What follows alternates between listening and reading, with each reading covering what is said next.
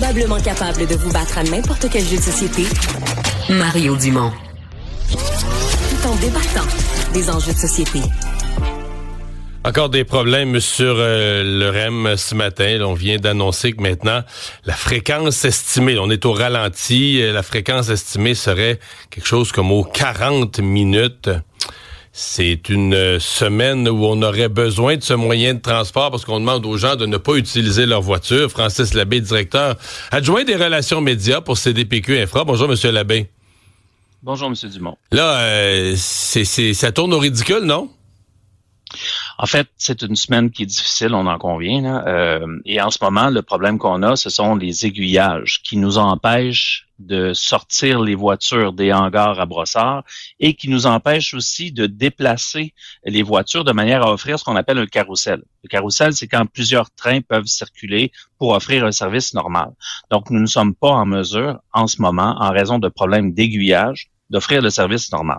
Donc là, ce qu'on est en train de faire en ce moment, c'est d'essayer de faire en sorte que les aiguillages reprennent leur service. Mais question les aiguillages, parce que c'est pas une technologie si compliquée. Là. Est-ce qu'ils sont gelés? Est-ce que c'est le froid? Est-ce que c'est ce qui a été mal conçu? Parce que c'est souvent ça l'explication, les aiguillages, là. Ben, en fait, c'est ce qui se produit en ce moment, là, c'est que la neige qui est tombée de façon abondante ces derniers jours, elle est transportée par le vent qui est quand même assez soutenu. Et ça s'infiltre dans les mécanismes qui permettent aux aiguillages de faire leur travail. Donc, ça bloque. Et on n'est pas en mesure de pouvoir les utiliser. Des équipes doivent continuellement essayer de les dégager, mais comme ce temps-là qui est donc de la neige transportée par le vent soutenu, mais ça se poursuit, ce qui fait que le travail est continuellement à refaire. Donc, on va essayer de régler cette situation-là prochainement. On est proche de dire que ça n'a pas été conçu pour l'hiver. Là. Ça veut dire si tu veux, s'il faut que tu gosses dedans à chaque fois que le vent ramène de la neige, c'est que ça n'a pas été conçu pour l'hiver trop. En fait, ce qu'il va falloir faire, M. Dumont, là, dans les prochains jours, et j'entends très bien ce que vous me dites, là, c'est que on va regarder tout ce qui doit être amélioré pour pouvoir corriger cette situation-là, parce qu'on s'entend là. Autant chez CDPQ Infra que chez nos partenaires, tout le monde est conscient que ça ne peut pas être une situation, c'est pas pérenne, là. C'est pas une solution à long terme. Donc, on va porter les ajustements qu'il faut pour que ça ne se reproduise pas. Dans le concret ce matin, qu'est-ce qui s'est passé? Parce que là, ce que je vois sur votre site, là, sur vos annonces, on était à 20 quelques minutes, là, on est rendu à 40. Oui. Comment la distance ou le temps de chaque train peut s'allonger plutôt que se réduire?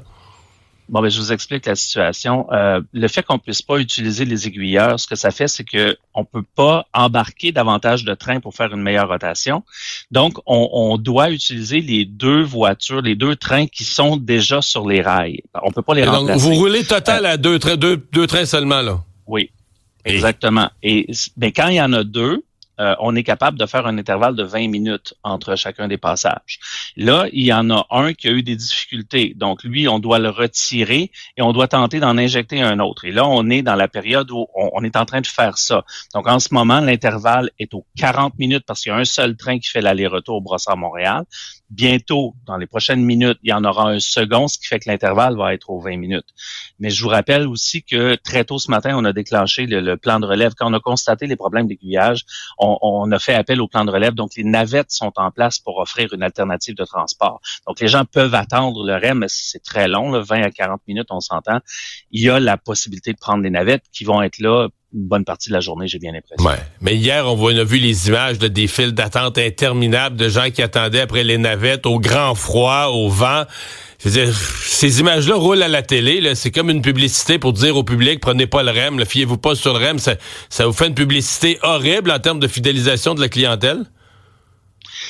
C'est clair qu'il va y avoir des ajustements qui vont devoir être faits là, pour s'assurer que le service est offert de la façon attendue.